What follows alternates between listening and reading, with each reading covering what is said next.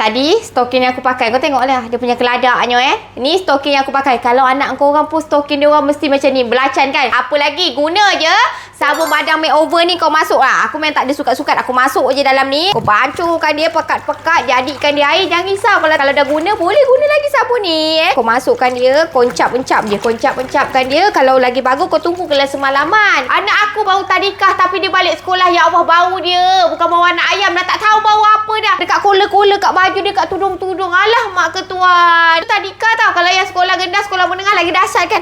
Nak buat macam mana weh? Ni aku gosok-gosok manja lah. Kalau kau tak ada masa, kau gosok-gosok manja lah. Kalau kau ada masa, kau tinggalkan semalaman. Lepas tu, cuci macam biasa, masuk mesin basuh. Campur warna pun tak ada masalah. Dia tak akan bertukar jadi warna lain. Dia tak akan. Kau jangan risau. Kau masuk je mesin basuh, basuh seperti biasa. Yang penting kau dah rendam semalaman.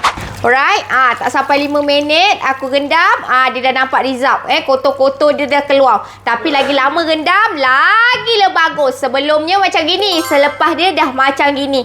Dah nampak result dia keluar. So, korang kalau ada stokin yang kotor-kotor macam gini, baju anak kau yang berdaki-daki kat bahagian leher tu kan, telekong-telekong, tudung-tudung yang bertaik lalat tu, semua boleh. Kopiah-kopiah ke, kau guna je. Kau gendam dengan sabun badan ni, insya-Allah kotoran hilang. Ambil masa tau. Tengah hari ke, 1 hari ke, lepas tu kau masuk dalam mesin basuh, dia besinlah sendiri. Basuhlah dia, tak payah kau sental-sental. Senang je weh. Yang penting sabun ni jangan dibuang, boleh guna balik.